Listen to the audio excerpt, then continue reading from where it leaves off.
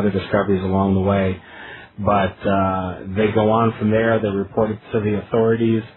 They're then met by another person that's a psychic that tries to warn them, and they warn them that the person that they've seen isn't really a person at all, but he's something else that's going to come for them, for a part of one of them, that she won't say which one.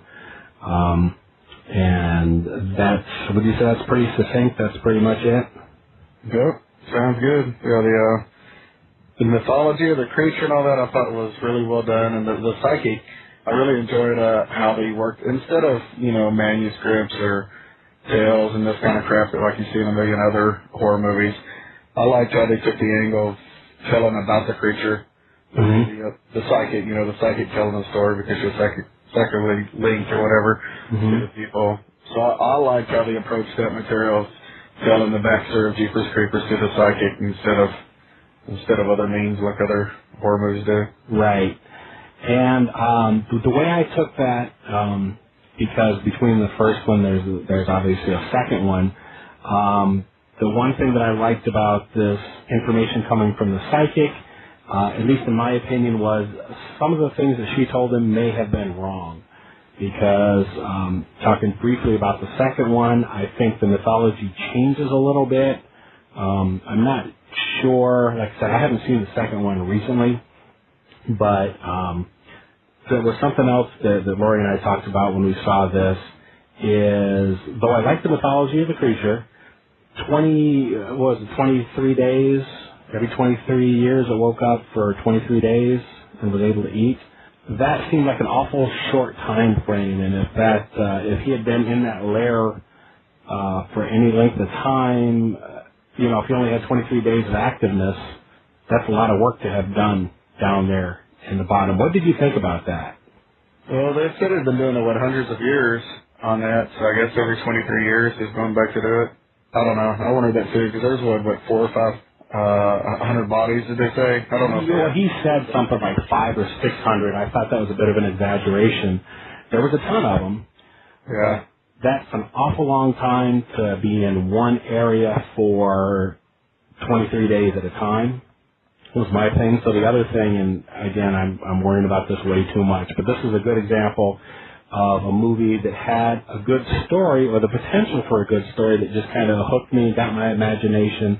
And it is the reason why I went back and watched it multiple times. Like I said, I didn't like it for the first 2 or 3 times, so obviously there was something there to draw me back to keep watching it. My other thought was, okay, was he limited to 23 years in one spot and only able to come out, for 23 days? Because I could see if he was sitting around that lair for, 27 years, there'd be nothing else to do, so he'd develop some interesting hobbies. Another thing about the creature is the fact that I can't think of any other movie monster that's so adept at so many things. He was driving the hell out of that truck. Running people down. He was using a battle axe, and in the second one we see that he crafts his own weapons at times. What did you think about that? Yeah, I thought that was unique. I thought it was pretty cool. I enjoyed the monster just in general. I enjoyed the design and the look they had with the hat. Mm-hmm. I thought that was pretty cool, and I don't know how much spoilers are given, but why he's killing people or what he's doing. I thought that was pretty cool. I'm sorry, go ahead. Yeah, I don't know. Maybe you thought about some of this other stuff more than I did. I didn't really think of. I mean, he would have been caught. I don't see how they could let 23 years pass, at one location. Because it wasn't right next to the church. Yeah, it was right there. I assumed that it was a sub-basement or a basement underneath the church or a cellar.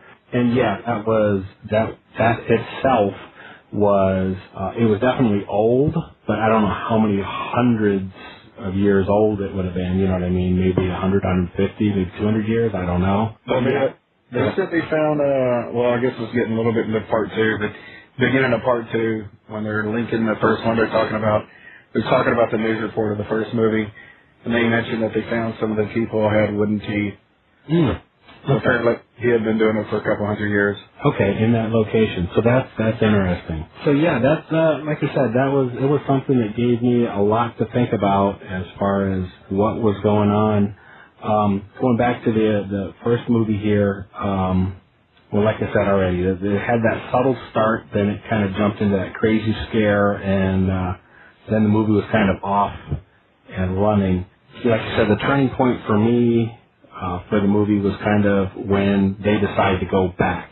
After he nearly run them off the road and continued on, they say, okay, well, we think we saw a body down there, and let's go back and look. At that point, it just seemed unrealistic to me, his reasoning for doing that, though we don't know anything about his character before we were introduced to them in the car. But that just seemed like a little bit of a stretch. Maybe if they had explained why they were going back better, I would have been, more willing to believe that they would be willing to go back and do that. But that's where it got unrealistic for me. But it didn't take away from the movie itself, I don't think. I just had a problem from the police station on. Just the final act, the last, I don't know, what is that, 20 minutes maybe? Mm-hmm. That was the really only problem I had. I pretty much enjoyed it a lot more than I was expecting. I pretty much enjoyed the rest of it. I let stuff go. I mean, I didn't, I didn't try to nitpick here and there. I would have found a lot of stuff probably, but I just went with the flow and enjoyed it. And then just from the police station on, I just didn't buy it. It was anticlimactic. I didn't like the final confrontation. The very, very last shot was okay to me. I didn't mind that. The last, 10 seconds, I thought how it ended, that was okay. Yeah. Just leading up to that, just the whole police. That was a ton of police for a small town. I know. I was counting. I mean, I wanted to count them up. I didn't and stuff. But it seemed like there were like 15 or 20 cops in that jail just coming out of everywhere. So, but yeah, like I said, for all the things that I'm looking at and picking apart and stuff, I did enjoy it, and I think I'm actually harder. I may have mentioned this before. I'm harder on the movies that I do enjoy. Harder from the standpoint of, I do pick them apart more because there's more meat there. There's more that I'm enjoying. So I spent a lot of time working on that, going, well, what about this and where did this come from? But overall, I definitely enjoyed it. Just one other thing that I was going to ask you about him. Do you think he had already picked them out? I mean, I guess I covered this towards the end of the movie, but I was going to say, do you think he had already picked them out from the very beginning where he started to stalk them, or do you think he made his decision as to, this could be a spoiler coming up, so maybe you want to jump ahead just a few seconds, but do you think he was really up in the air about who he was going to eat there at the end, or do you think he had already made his mind up? You mean between the brother and sister? Yeah, between the two of them. I assumed, I guess, from the clothes sniffing part, when they're at the restaurant talking to the cops and they say that someone had broken their car and was sniffing their clothes. I assumed from that point that he had decided, the Jeeper Creeper had decided who he was going to go for, so I think it was predetermined at that point. Okay. My opinion, I think that's whenever he made his final decision of who he wanted.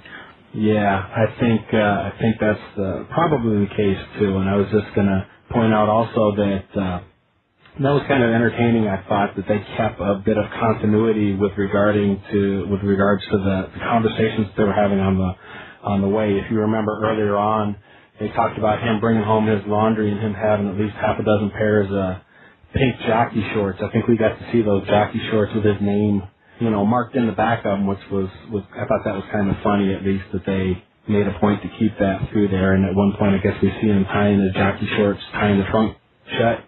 I thought that was kind of funny that they kept with that. The idea of smelling fear and fear releasing something that a monster or a creature would want or enjoy was something I was already familiar with from the Stephen King story, The Library Policeman. That came out in one of his books from, I think, the late 90s. Have you ever heard of that one?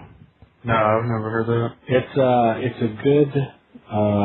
It's a good story that if somebody found this interesting, they might want to check out and either read or listen to. And it features a creature that's like that and actually shares similarities with Pennywise. because the goal, I think, of Pennywise being able to change and to morph from one thing to another was the idea that it would heighten someone's fear and gave it something to feed on. So I just thought that was kind of cool, and like I said, I was familiar with Jeepers Creepers, well, the idea of that rather from before I even saw Jeepers Creepers. So at any rate, what would you give this movie on a scale of 1 to 10? The ending just feels so bad for me. If it was a run of the mill straight to horror DVD, and I had just discovered it that way. Mm-hmm. And just as a standalone movie. Now I think it works better once you watch part 2. Yeah. I think it works better as an introduction. So having a part 2, I think, actually helps this one a little bit more. But the ending just fails for me. Totally fails. It was just kind of anticlimactic and boring at the police station. So I would give it a 6. Okay.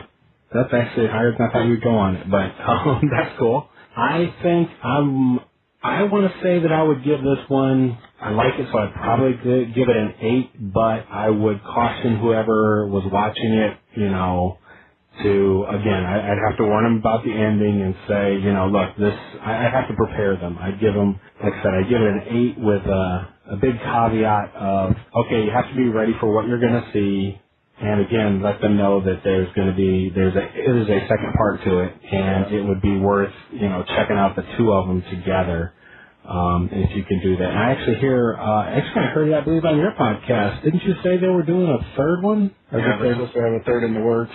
Okay. I'm not sure if they're doing a prequel route or what the latest on it is, but yeah, they're supposedly doing a third. I think it'd be cool to do a third in the future. That's what I was going to say. I believe I had heard that first on your podcast, and then it may have been another podcast, and I'd love to give credit, but I can't think of where exactly it was. Guess I should have written that down. But I believe it is a sequel. According to this, what I heard was it was a sequel route where it's going to pick up after either 23 years later, even though those here we go. I got it right here. Okay. All right, 23 years after the events of the original film, Trish and Jenner, who now has a teenage son named Daryl, has a recurring nightmare. Her son will suffer the same fate. She sets out with Jack Taggart and Jack Taggart Jr. to end the Creepers' reign once and for all. And it's going to be called Jeepers Creepers 3 Cathedral. And supposedly next year, that's the release date, so maybe they're working on it now or pre-production or something. Cool. Well, I'm actually looking forward to that, yeah. Yeah, now that I know there's a sequel, I was just hoping. I'm tired of the prequel route myself, so... Yeah, because that one, we get spoilers here and there or whatever, but you know how it's going to end because if it's a prequel, you had to have this before you got to the second one, or the one that you originally saw. So yeah, definitely a sequel is worth seeing, I think.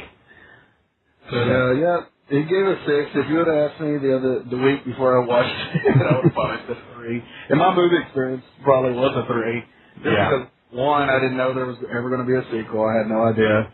And two, it just felt like the ending just was, because the movie is so short. Mm-hmm. It's really short running time, it seems like. So it didn't seem like there was an ending to the movie. Yeah. To me, it just cut short. And I was like, what? So at the theater, it was a 3 experience for me. But in the big scheme of things, re-looking at it, and especially knowing who Justin Long, I think I enjoyed it more on that, even though he was a little bit over the top in some parts. Yes, he was, definitely. Yeah. I think I probably would have said a 4 or 5 the first time I saw it even, and, what am I trying to say here? It improved over the course of a couple of viewings, and then after the second one came out, that added, I definitely think added to it and made it even more enjoyable. What I was going to say was, I'm not going to cover, we talked a little bit or touched on too here, I am thinking that, I maybe want to do another podcast where I go into the part 2s of a few different movies. Just last week I did Phantasm, and I talked I did that with Gonzo, and then a second part with my wife last week. And the second movie, I think Gonzo would have enjoyed more. With this one, I think that the second one adds to it, even though it's a very different, well, I think it's a different feel to it. And the same thing with Aliens. Alien was, one story unto itself. Aliens took it a little bit different, a different approach, a different route, but it definitely